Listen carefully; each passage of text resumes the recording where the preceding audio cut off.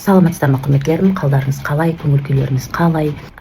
Қазіргі бір модно болып жүрген сөз ақшаны манифестациялау, ақшаны өмірге тарту, қалай өмірге ақша келеді.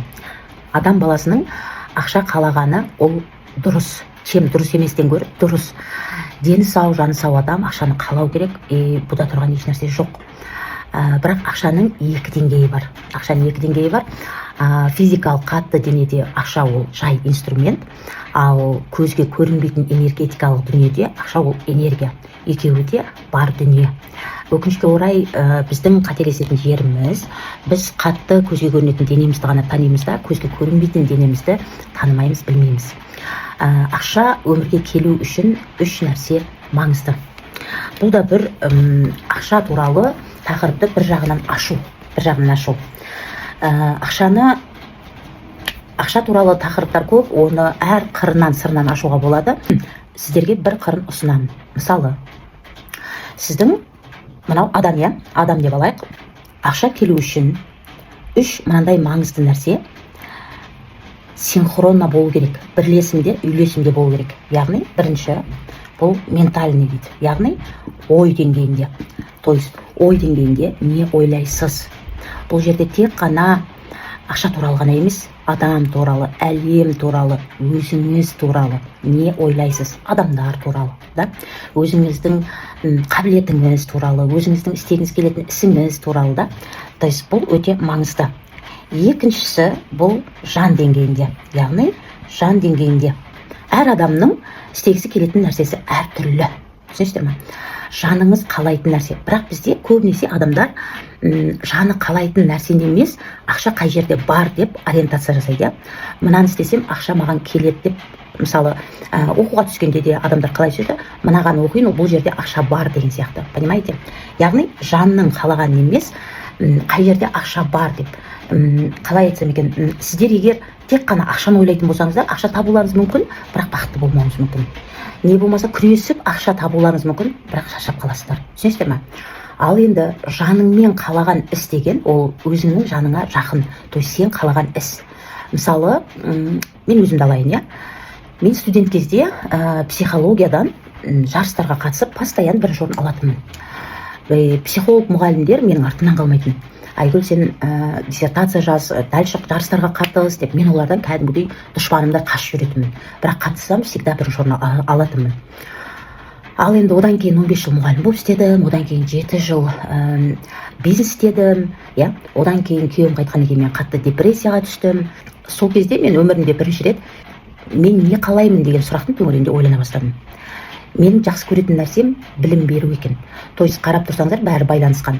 Бірінші жұмысымда білім бердім, иә, адамдарға, балаларға, жыл мұғалім болдым.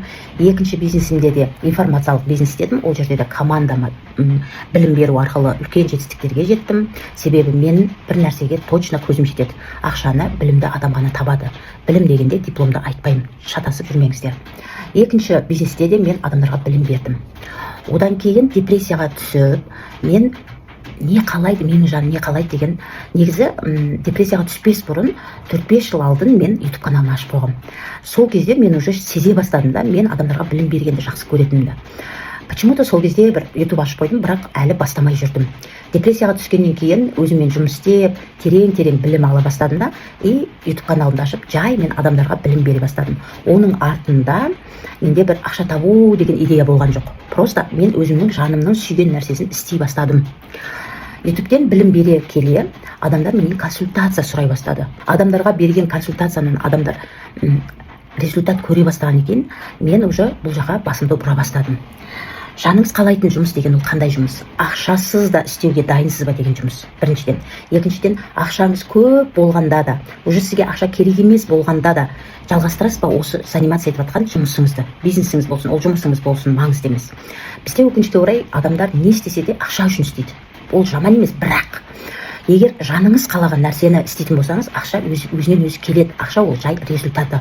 Сіздің қаншалықты адамдарға көмектесіп жатқаныңыздың результаты. Ал енді бұл жердегі главный мәселе, қаншалықты маған пайдалыдан бұрын қаншалықты бұл көпшілік адамға пайдалы, қаншалықты менің беріп жатқан білімім көпшілікке пайдалы, көпшілікке көмектеседі. Себебі жан бұл Құдайдан берілетін байлығымыз, иә. Шындап келгенде бұл ең біздің шынайы табиғатымыз, бұл жанымызда.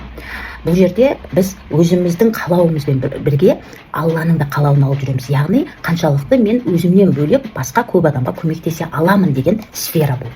Ал енді үшінші, бұл біздің денеміз, яғни іс-әрекетіміз. Қаласақ та, қаламасақ та іс-әрекетті біз денемізбен істейміз. Көп адамдар, мысалы, сенеді, немен шұғылданғысы келетінін біледі, оны қалай істеу керек екенін біледі, жолдарын, пландары бәрі бар, жанымен қалайды, бірақ іс-әрекетке жоқ. Шындап келгенде, мынау екеуінен де маңыздысы осы жерде негізі, денеде. Не үшін денең іс-әрекетке бармайды? Көп адамдар мына жоғары жақпен, ментальный ой жағымен, сөз жағымен күресе береді. Ал шын мәнінде барлық блоктар біздің денемізде. Оның себебін енді басқа видеода айтармын. Яғни біздің денеміз неге іс-әрекетке бармайды? Шындап келгенде, егер денені зерттеп, денені түсінетін болсаңыздар, денедегі блоктар тазалайтын болсаңыздар, мыналар автоматты түрде өзгере бастайды, ашыла бастайды. Егер бүгін немен шұғылданғыңыз келетінін білетін болсаңыз, бірақ іс-әрекетке бара алмай жатқан болсаңыз, онда сіздің блогыңыз денеңізде. Негізі ой, сөз, ол мына денеден шығады. Түсінесіздер ме? Осындай 3 моментке көңіл аударып көріңіздер.